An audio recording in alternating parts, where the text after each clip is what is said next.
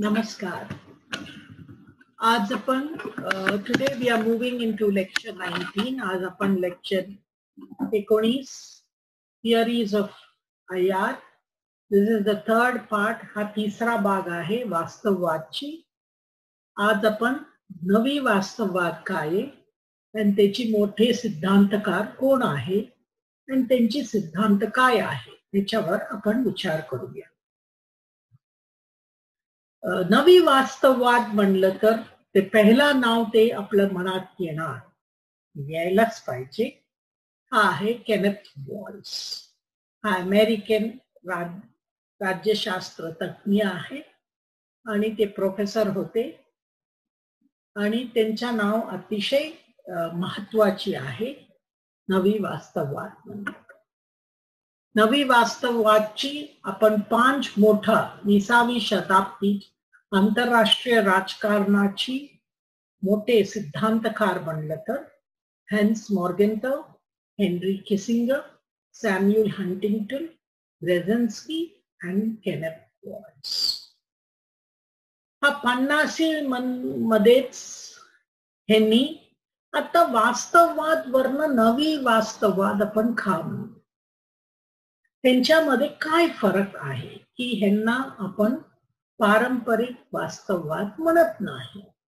Kenneth वॉल्सची तुम्ही चौकोट पाहिलं तर कन्सेप्च्युअल चौकोट पाहिलं तर आंतरराष्ट्रीय राजकारणामध्ये त्यांनी अतिशय महत्व रचनाला दिली.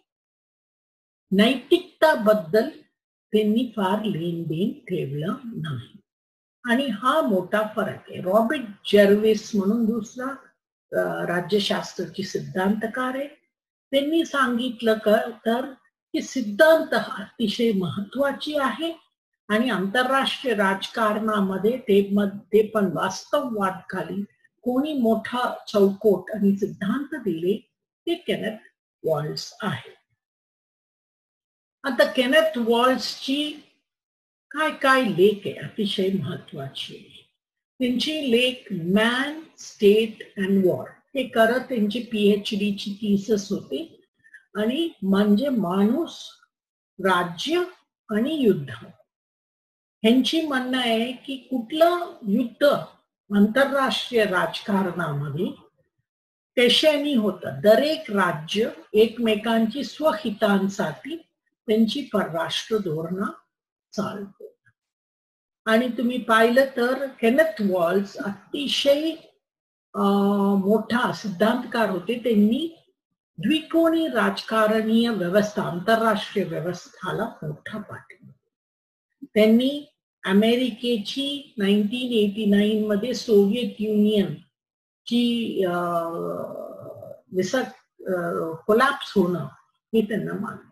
ते म्हणले एक कोणी अतिशय अस्थिर असणार, बहुकोणी पण द्विकोणीच अतिशय स्थिरता ठेवणार. म्हणून त्यांना काय झालं, त्यांना वाटलं की हा द्विकोणी आंतरराष्ट्रीय व्यवस्थामुळे 1945 ते 1990 पर्यंत आंतरराष्ट्रीय राजकारणामध्ये शांती होती.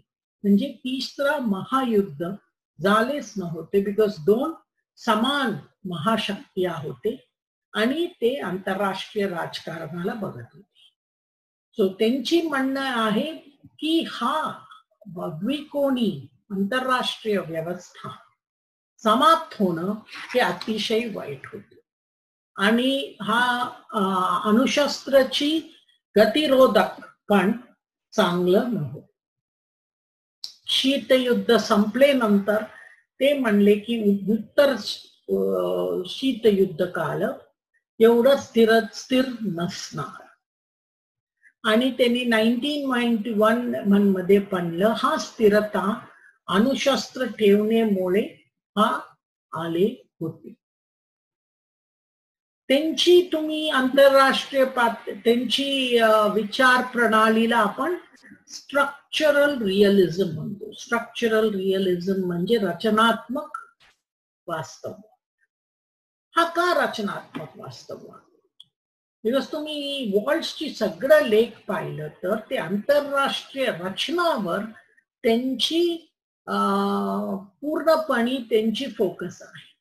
त्यांनी म्हणणं की आंतरराष्ट्रीय राजकारणची मोठा कॅरेक्टरिस्टिक काय आहे ते बेसिकली की आंतरराष्ट्रीय व्यवस्था ची अराज्यता, म्हणजे कुठली केंद्रीय अशी सरकार नाही विश्व पातळीवर ते सगळे त्यांची ऐकून घेणार, कोणी कोणाची ऐकत नाही. त्याच्यामुळे ते म्हणलं हा रचना आपलं आंतरराष्ट्रीय व्यवस्थाची आहे, ते रचनामुळे आपलं परराष्ट्र धोरण आणि आंतरराष्ट्रीय राजकारण त्याच्यामुळे त्याची अराज्यता हा रचनात्मक आहे, म्हणून हे सगळं राजकारण अशी होतात. सो त्यांची तुम्ही पाहिलं तर त्यांनी एक कॉन्ट्रोवर्शियल प्रोनाउन्समेंट केली की इराणला अणुशस्त्र बॉम्ब मिळणार म्हणजे ते म्हणले चांगलं आहे की नुसतं इस्रायल एकटंच राज्य असलं तर त्याला कोणीतरी स्थिर आणणारे दुसरं दबाव पाहिजे दुसऱ्या बाजूने.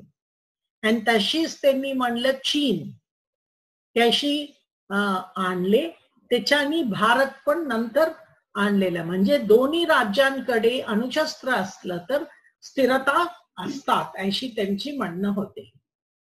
आणि स्ट्रक्चरल रिअलिझम हा तुम्ही म्हणजे रचनात्मक वास्तववाद हा त्यांची मी तुम्हाला सांगितलं 1959 मध्ये ते PhD त्यांची थिसिस होते. ते थिसिसावर त्यांनी हा केले रचनात्मक वास्तववाद आले. त्याच्यानंतर 1920 वर्षानंतर त्यांनी दुसरं पुस्तक लिहिले थिअरी ऑफ इंटरनॅशनल पॉलिटिक्स. आणि इथे तुम्ही पाहिलं तर त्यांनी द्विकोणी आंतरराष्ट्रीय व्यवस्थाला खूप मोठा पाठिंबा. त्यांनी सांगितलं दोन समान शक्तीची महाशक्ती असणं अतिशय महत्वाची आहे. आणि त्यांनी तिसरा पुस्तक the spread of nuclear weapons a debate Scott D Sagan बरोबर त्यांनी लिहिलेल्या होती. सो वॉर्ड्स तुम्ही पाहिलं तर नवी वास्तववाद आणि त्याच्यात रचनात्मक वास्तववादची पितामह म्हणून त्यांना मान्यता देतो. आणि त्यांची तुम्ही पाहिलं तर डिफेन्सिव्ह रिअलिझम पण म्हणतो वास्तववाद, सारांशात्मक वास्तववाद पण म्हणू शकतो आपण. आणि हा नवी वास्तववाद तुम्ही आंतरराष्ट्रीय राजकारणामध्ये पाहिलं तर दोन बाजू आहे, ऑफेन्सिव्ह आणि डिफेन्सिव्ह. आणि इथे त्यांनी बेसिकली तीन प्रतिमा बद्दल बोललेला, इमेज. तीन इमेजची काय आहे त्यांची म्हणणं आहे की दरेक पातळीवर एक प्रतिमा असतात. पहिली प्रतिमा काय आहे, आंतरराष्ट्रीय पातळीवर युद्धाची मोठा कॉज काय आहे, माणूसही आहे, माणूसची विचार, माणूसची डोक्यात द्वेष हे पैदा करणं, वेगळीपणा पैदा करणं, हे सगळं. दुसरं प्रतिमा काय आहे, आंतरराष्ट्रीय पातळीवर कुठली रचनामध्ये राज्य सगळं आहे, ते अराज्यता. आणि तिसरं प्रतिमा काय आहे, राज्याची आत काय चालू आहे. तो इथे तुम्ही पाहिलं तर पारंपरिक वास्तववाद मानवी स्वभाव आणि आतली कारणांकडे त्यांची फोकस आहे. पण नवी वास्तववाद रचना, आंतरराष्ट्रीय व्यवस्थाची रचनाकडे आणि राज्याची व्यवहारकडे आणि राज्याची स्वभावकडे बघण्याची प्रयत्न आहे. सो तुम्ही पाहिलं तर हा दोघं इथे आहे. निओ क्लासिकल नवी पारंपरिक वास्तववाद हा दोघांची, नवी वास्तववाद आणि वास्तववादची एकत्र करून केलं तर त्याला नवी पारंपरिक वास्तववाद. नंतर हा पहिला, आता युद्धाची काय कारण आहे, तुम्ही पाहिलं तर ते पहिली त्यांची म्हणणं आहे माणूस, नेपोलियन, नाहीतर मोठा कोणी. आता झी जिनपिंग आहे हे चीन मध्ये, त्यांची वुल्फ वॉरियर डिप्लोमसी म्हणतात. आणि तिथे पाहिलं तर दुसऱ्या राज्यांमध्ये ते अतिशय आक्रमक आहे.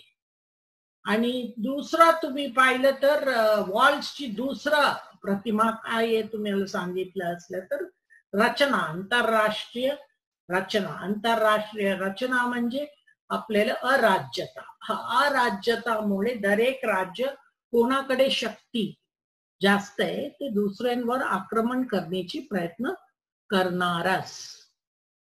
आणि हे दोन्ही इमेज तुम्ही पाहिलं तर तिसरा प्रतिमा त्यांची काय आहे, त्यांची तिसरा प्रतिमा आहे आंतरराष्ट्रीय पातळीवर युद्धाची मोठं कारण काय.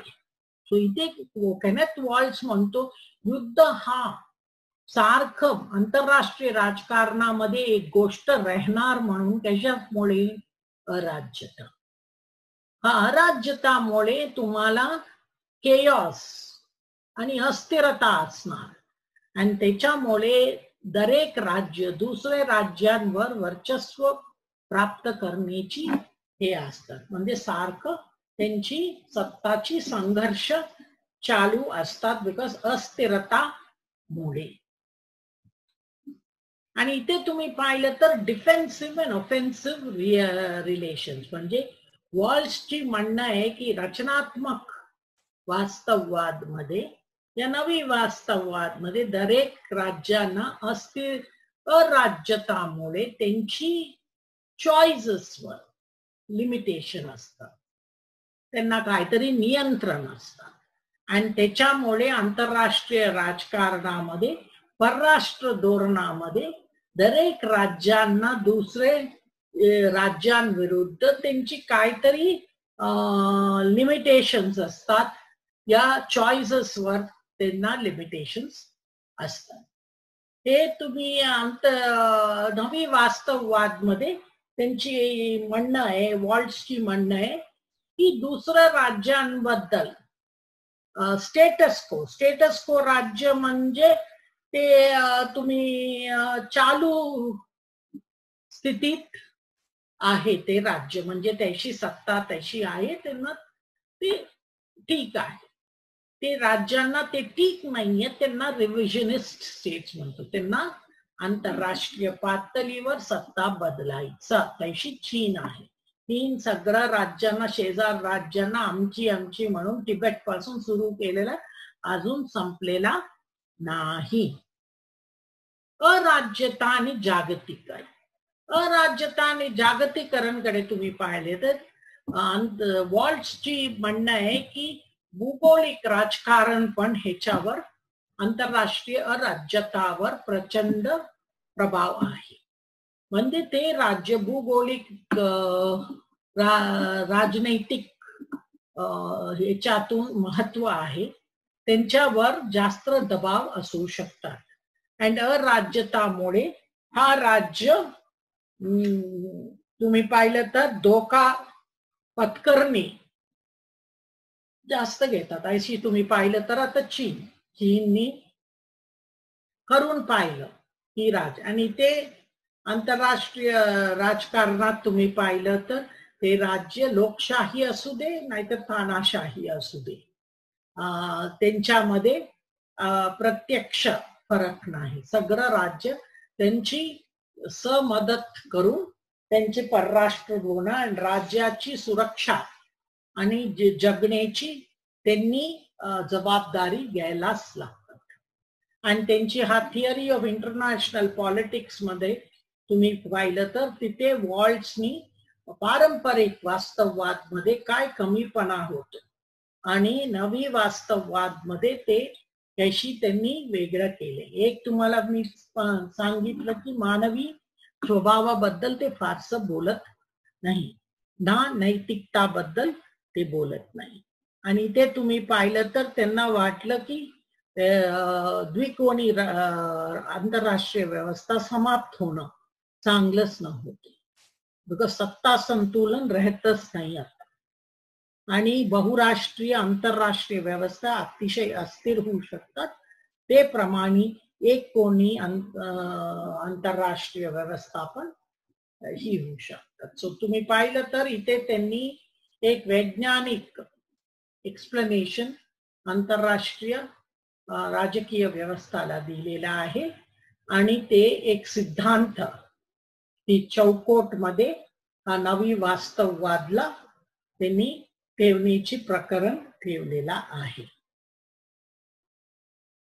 आणि ते तुम्ही पाहिलं तर रचना आणि परिणाम आणि त्यांची म्हणणं की आंतरराष्ट्रीय रचनामध्ये राज्य आणि त्यांची संबंध, आंतरराष्ट्रीय अराज्यता, त्याच्यामुळे असमानित राज्य क्षमता आणि महाशक्तीमध्ये संबंध.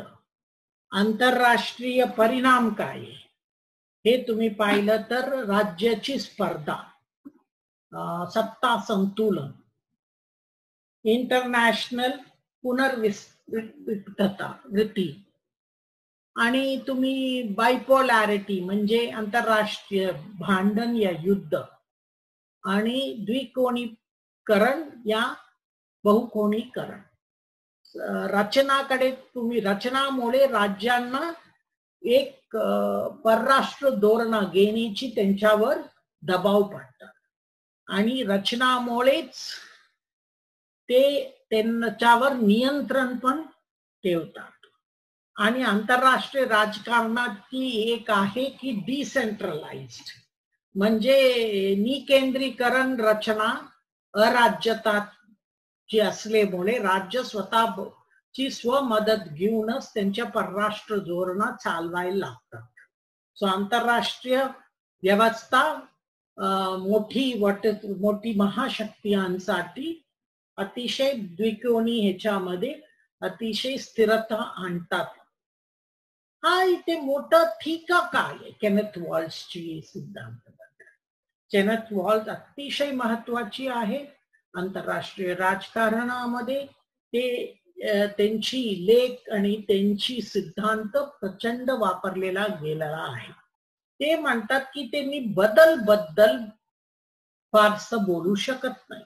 द्विकोणीकरण शीतयुद्ध संपल्यानंतर संपली होती, बट तरी त्यांनी त्याच्याबद्दल बोलत नाही. आणि खरी परिस्थिती मध्ये त्यांनी पूर्णपणे हा सिद्धांत काम करेल का नाही अशी भरपूर लोक. आणि त्यांची म्हणणं आहे स्थिरता द्विकोणी व्यवस्थाला अणुशस्त्र असण्यामुळे ते आलेला आहे अशी भरपूर लोकांची म्हणणं आहे की अणुशस्त्र जास्त राज्यांची हाताखाली गेली तर ते जगाची नष्ट करू शकतात. म्हणजे आपण मॅड सिच्युएशन म्हणतो, म्हणजे म्युच्युअली एश्युअर्ड डिस्ट्रक्शन ते पण होऊ शकतात. तो हा केनेथ वॉल्स आहे आणि केनेथ वॉल्सची हा अतिशय मोठा त्यांची कोट आहे आणि त्यांना भरपूर आंतरराष्ट्रीय राजकारणामध्ये अतिशय महत्वाची 20वी शताब्दीची सिद्धांतकार म्हणून आपण मान्य करतो. दुसरा आहे थॉमस शेलिंग आणि स्ट्रॅटेजिक रिअलिझम, शास्त्रस्त्र वास्तववाद म्हणू शकतो. ह्यांना नोबेल प्राइज पण मिळालं इकॉनॉमिक्सला, म्हणजे अर्थव्यवस्थाला ह्यांना मिळालं. आणि हा बेसिकली ह्यांनी भांडण आणि सहकार्य हे गेम थिअरी अनालिसिस मध्ये त्यांनी करून दाखवलेलं आहे. आणि ह्याची आपल्याला आंतरराष्ट्रीय राजकारणाची ह्यांची काय महत्व. त्यांनी भांडण या युद्धाची जाण्याची स्ट्रॅटेजी धोरणा म्हणू शकतो हा 1960 मध्ये लिहिलं. आणि भरपूर लोक म्हणतात हा पुस्तक 50 वर्ष मध्ये अतिशय महत्वाची पुस्तक आहे. हा 1960 मध्ये लिहिलेला आहे. आणि हा ह्याची बेसिकली काय आहे, ह्यांची म्हणणं आहे की दरेक माणसाची हुशारी बुद्धिमत्तानी ते विवेकपणा घेतात आणि त्याच्यामुळे यशस्वी होतात. आणि कुठली पण राज्य त्यांची परराष्ट्र धोरणामध्ये हा वापरण्याची प्रयत्न करतात. सो हे जे तुम्ही पाहिलं तर शेलिंगची म्हणणं आहे की युद्धामध्ये या भांडणामध्ये तुम्ही सहकार्य आणि भांडण कडे कशी जातात, या सहकार्य कशामुळे होतात, निगोसिएशन मधून होतात. आणि हा बार्गेनिंग सिच्युएशन म्हणजे साठलोटाची परिस्थिती असतात. म्हणजे तुम्ही काहीतरी तोडा तुमची देतात आणि ते पण तुम्हाला देतात. आणि दुसरा कम्युनिकेशन, एकमेकांशी व्यवस्थित आणि स्पष्टाने बोलण्याची हा अतिशय महत्वाची आहे. आणि तुम्ही काय कन्सेशन देणार आणि ते कन्सेशन तुम्ही अतिशय स्पष्टतामध्ये सांगायला पाहिजे की कुठपर्यंत तुम्हाला मान्य आहे आणि कुठपर्यंत कुठली गोष्ट तुम्हाला अमान्य आहे. आता तुम्ही पाहिलं तर इथे स्ट्रॅटेजिक रिअलिझम, स्ट्रॅटेजिक वास्तववाद आणि परराष्ट्र धोरणाची काय संबंध आहे. इथे तुम्ही पाहिलं तर त्यांची अख्खा सिद्धांत परराष्ट्र धोरणाचीच आहे. त्यांनी शेलिंगनी धोका ह्याच्यावर कुठल्या राज्याला काय त्यांना थ्रेट वाटतं, धोका वाटतं, ह्याच्याकडे त्यांनी बघण्याची दृष्टिकोन. आणि हे म्हणलं हा मूल्यांची अतिशय महत्व आहे परराष्ट्र धोरणामध्ये. आणि ह्याच्यात तुम्ही पाहिलं तर आर्म्ड फोर्सेस परराष्ट्र धोरणामध्ये त्यांनी महत्व दिलेलं आहे की आपलं सशस्त्र सेनाची, आणि ते बऱ्यापैकी सशस्त्र सेनाबद्दल. आणि ते म्हणणं त्यांनी हा त्यांची सिद्धांत मध्ये अतिशय एक महत्वाची फरक केलेला आहे, डिस्टिंक्शन. ब्रूट फोर्स म्हणजे क्रूर शक्ती आणि कोयर्शन, कोयर्शन म्हणजे जबरदस्ती, हा म्हणतात दोन वेगळी गोष्टी. क्रूर शक्ती म्हणजे काय, तेव्हा तुम्ही सत्ताला एकाला हर्ट करणं, हानी करण्यासाठी, एकाला दुखवण्यासाठी तुम्ही यशस्वी होता. हे ते युजली तुम्ही शेवटपर्यंत ठेवतात ते रिझर्व्ह मध्ये. अँड थ्रेट टू डॅमेज म्हणजे तुम्ही नुकसान हे दुसऱ्यांवर पोहोचू शकतात की तुमची ऐकत नाही. आता जबरदस्ती म्हणजे काय, कोयर्शन म्हणजे काय. कोयर्शन म्हणजे ऍडव्हर्सरीला काय फार महत्व आहे आणि त्याच्यामुळे तुम्ही त्यांच्यामध्ये भीती कशी करू शकतात. आणि तुम्ही हा स्पष्ट करायला पाहिजे की मी तुमच्यावर हिंसा वापरणार, बट तुम्ही हा माझ्या मी काय म्हणलं ते नाही ऐकलं तर, तुम्ही ऐकलं तर तुम्हाला फायदा होशील, तुम्ही नाही ऐकलं तर तुमची कॉस्ट या तुमची डेंजर्स वाढू शकतात. तो शेलिंगची तुम्ही पाहिलं तर शेलिंगची म्हणणं आहे की जबरदस्ती हा एक बार्गेन आहे, म्हणजे साठलोट आहे. आणि हा तुम्ही एका शत्रूवर कशी आणतात, म्हणजे पहिली ते शत्रूंना एक बार्गेनिंग संबंध मध्ये जोडले नंतर, म्हणजे साठलोट ही संबंध मध्ये एकत्र आणले नंतर. आणि ते इथे त्यांची म्हणणं काय आहे हा अतिशय आपल्याला इम्पॉर्टंट आहे. डिप्लोमसी म्हणजे आंतरराष्ट्रीय संबंध हतलेला हिंसा, द पॉवर टू हर्ट म्हणजे तुम्हाला दुखवण्याची शक्ती माझ्याकडे आहे. नुसतं नवीन तंत्रज्ञान हिची वाढवतात, बट तुम्हाला युद्धामध्ये नुसतं लष्करी शक्ती नसतात, बट तुम्हाला धोका पत्करण्याची पण शक्ती पाहिजे. आणि इथे तुम्ही पाहिलं तर मी तुम्हाला कुठे दुखू शकतात ते भीती, त्याला आर्ट ऑफ जबरदस्ती म्हणतात. आणि हा एक डेटरन्स म्हणून आपण वापरू शकतो, इंटिमिडेशन म्हणून पण. सो नवीन आता लष्करी धोरणामध्ये हा डिप्लोमसी ऑफ हिंसा अतिशय महत्वाची आहे. सो शेलिंगची अणुशस्त्राची तुम्ही स्टेटक्राफ्ट राज्य ह्याची पाहिलं तर पहिली स्ट्रॅटेजिक रिअलिझम म्हणजे स्ट्रॅटेजिक वास्तववाद, दुसरं त्यांनी हुशारी बुद्धिमत्ता वापरणं, दुसरं नर्व आणि धोका पत्करणं, तिसरा त्यांनी लॉजिक म्हणजे काय ते तुम्ही जबरदस्ती कशी वापरतात आणि कितपर्यंत तुम्ही वापरू शकता. सगळं शत्रूंबद्दल सारखं वापरू शकत नाही आपण. वेगळ्या शत्रूंची वेगळी प्रकारांची जबरदस्ती वापरायला लागतात आणि हा आपलं सुरक्षा आणि जगण्याची ह्याच्यावर आहे. तशी आपण चीन मध्ये त्यांची आर्थिक धोरणावर मोठा नुकसान केलेला आहे आणि ते त्यांना जास्त कळतात ते गाळवांची ते ह्याच्यामधून आणि व्हॅल्यू न्यूट्रल मूल्य हे आणि नॉन प्रिस्क्रिप्टिव्ह आहे. आता तिसरा आणि आपल्याला महत्वाची नवी वास्तववाद आहे जॉन मर्शिमियर. त्यांनी स्थिरताचे सिद्धांत आणि वर्चस्व ह्याच्यावर त्यांनी केले. ते अजून जिवंत आहे. ते चिकागो युनिव्हर्सिटी मध्ये प्रोफेसर आहे. अजून ते लेख त्यांची आहे. त्यांची बेसिकली ऑफेन्सिव्ह रिअलिझम आहे, म्हणजे ऑफेन्सिव्ह वास्तववाद आहे. आणि मर्शिमियरची थिअरी काय आहे, त्यांची म्हणणं आहे की महाशक्तिया आंतरराष्ट्रीय राजकारणाचे वर्चस्व असतात त्यांचे आणि ते दोघांना विवेकांची इच्छा असतात हे वर्चस्व मिळवण्यासाठी का अराज्यतामुळे असुरक्षता आहे आणि त्याच्यामुळे अनसर्टनिटी पण आहे.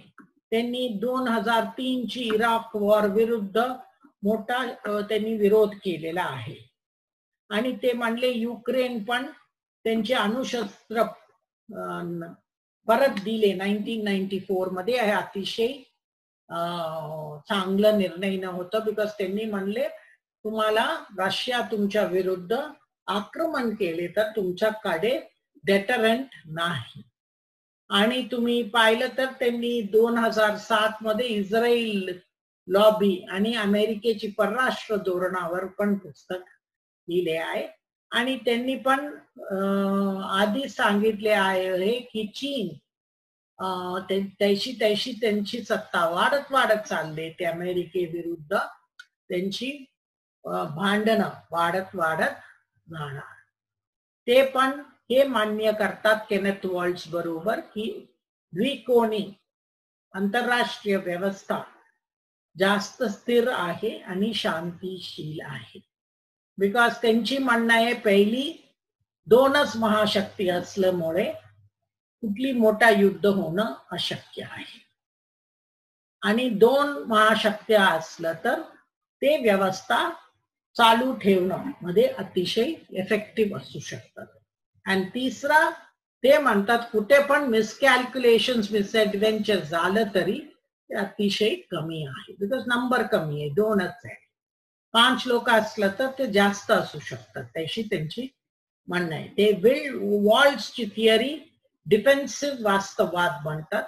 अराज्यता ते म्हणतात अराज्यतामुळे राज्यांना एकमेकांची स्पर्धा करण्याची सत्तेसाठी इच्छा ठेवतात अशी त्यांची म्हणणं आहे.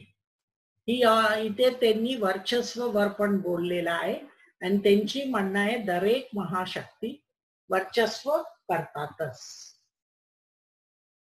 आणि दरेक राज्य त्यांची रिजन मध्ये प्रादेशिक वर्चस्व असतात आणि महाशक्तिया कुठे त्यांना ऑपॉर्च्युनिटी मिळतात ते सत्ता वाढवण्याची प्रयत्न करतात. त्यांची स्पर्धक ते आणि वर्चस्व घेणं शेवटी त्यांची फायनल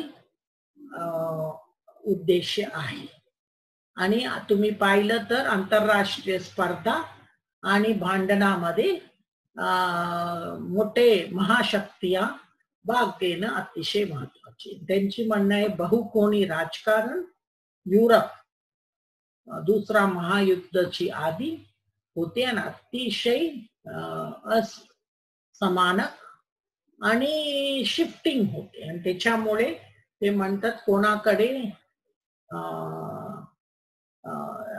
डिसिप्लिन नाही आणि ते मग धोका पत्करणामध्ये ते परराष्ट्र धोरणामध्ये करतात. आता ट्रॅजेडी म्हणजे आपण मराठीमध्ये काय शब्द शोकांतिका या दुःखद घटना दोन महाशक्तीयांची काय आहे. हे पुस्तक महर्षी मेयरनी लिहिलं 2001 मध्ये आणि तुम्ही पाहिलं तर ह्याच्यामध्ये त्यांनी पाहिलं की दरेक महाशक्ती सुरक्षासाठी आणि वर्चस्वासाठी सत्तासाठी ते प्रयत्न करतच राहतात आंतरराष्ट्रीय राजकारणामध्ये. वर्चस्व त्यांच्या ह्याच्यामध्ये ते म्हणतात आंतरराष्ट्रीय पातळीवर वर्चस्व मिळणं अतिशय अवघड आहे. पण दरेक राज्य त्यांचा प्रादेशिकमध्ये वर्चस्व मिळवणं त्यांना अतिशय महत्वाची आहे. आणि त्यांनी हा टर्मिनॉलॉजी आणले नाईट वॉचमॅन, रात्रीची चौकीदार. हा रात्रीची चौकीदारची काय आहे, ही लोकशाही एकमेकांशी शांतीमध्ये राहिलं तरी अमेरिकेची वर्चस्व नेटो मध्ये असले तरी वेस्टर्न युरोपसाठी बट त्यांच्या एकमेकांमध्ये सहकार्य आहे. आणि हा सहकार्य अमेरिकेनी म्हणलं सगळ्यांना अमेरिकेनी हा रात्रीची चौकीदारची कामा करून नाकारलं. तशी आता रशिया नाही झाल्यामुळे भरपूर राज्यांना अवघड झालं. सो हे नाम अमान्य केलं तर मग युरोपची राज्यांना काहीतरी नवीन त्यांना व्यवस्था करून घ्यायला लागणार. सो 1991 मध्ये त्यांनी चिकागो टाइम्स मध्ये कुवेट बद्दल 1991 गल्फ वॉर बद्दल पण त्यांची म्हणणं होतं की इराक अतिशय पटकन हरणार का. एक इराकची सशक्त सेना एवढं आधुनिकरण केलेला नाही. दुसरा अमेरिकेची वायुसेना अतिशय तंत्रज्ञानी दुसऱ्यामध्ये अतिशय पुढे आहे. आणि वायुसेनाची हा महत्व हा युद्धामध्ये पुढे आलेला आहे. आणि अमेरिकेनी हा सगळं इराकी युद्धामध्ये अतिशय सोपेनी जिंकणार अशी त्यांनी म्हणलं आणि त्याशी झालेला तुम्हाला माहिती. आणि दुसऱ्या गोष्टीवर त्यांची लेख भरखंड आहे भरपूर गेले 10-15 वर्षापासून की चीनला तुम्ही नियंत्रण मध्ये ठेवावंच लागणार, कंटेनमेंट करायलाच लागणार. त्यांची म्हणणं आहे की चीन इंडो पॅसिफिक रिजन मध्ये ते वर्चस्व घेण्याची प्रचंड प्रयत्न करणार. आता तुम्हाला माहिती आहे अमेरिके आणि जपानची नेव्ही नौसेना तिथे तैवान स्ट्रेट्स मध्ये आहे, साऊथ चायना सी मध्ये आहे. आणि चीननी ते साऊथ चायना सी वर वर्चस्व घेण्याची प्रचंड प्रयत्न केलेला आहे. तुम्ही पाहिलं तर India, Japan, Philippines, south Korea, Vietnam, Indonesia सगळ्यांशी भांडण लावले. शेवटी रशियाची पण भांडण लावण्याची त्यांनी प्रयत्न केलेला आहे. सो तुम्ही पाहिलं तर त्यांची म्हणणं होते की सी लेन्स समुद्र पथ पर तुम्ही निगराणी ठेवायलाच पाहिजे. आणि त्यांनी आता एक ऑक्सफर्ड युनिव्हर्सिटीला एक अतिशय महत्वाचे पुस्तक लिहिले 2011 मध्ये, नेते हा खोटं बोलतात. सो त्यांची म्हणणं होते की रूझवेल्ट पण ते ग्रियर इन्सिडेंट बद्दल खोटं बोलले.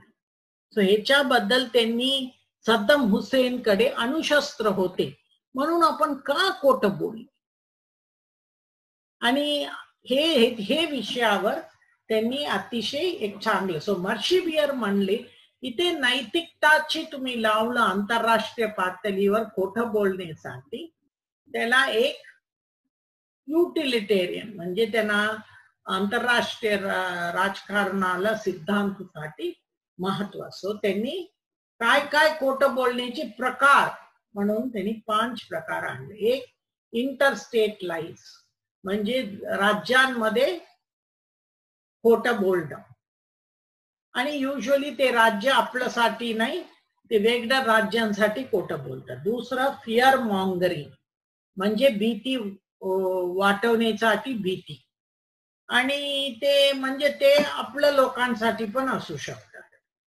तिसरा स्ट्रॅटेजिक कव्हर अप्स सुरक्षाची आपण हे करून म्हणजे आपल्याला ते गोष्टी लोकांना कळायचं नाही म्हणून तशी नेहरूची काळात अक्षय चीन घेतले तेव्हा आपण आपल्या लोकांना सांगितलंच नव्हतं की 1956 पासून चीन थोडा आपला भूमी घेत राहिला आणि तेव्हा 1959 मध्ये तिम्मय्यानी नेहरूला हा प्रश्नावर उभं केलं, तिम्मय्यालाच काढून टाकले त्यांनी. सो तुम्ही पाहिलं तर हा मोठा इश्यू येतात.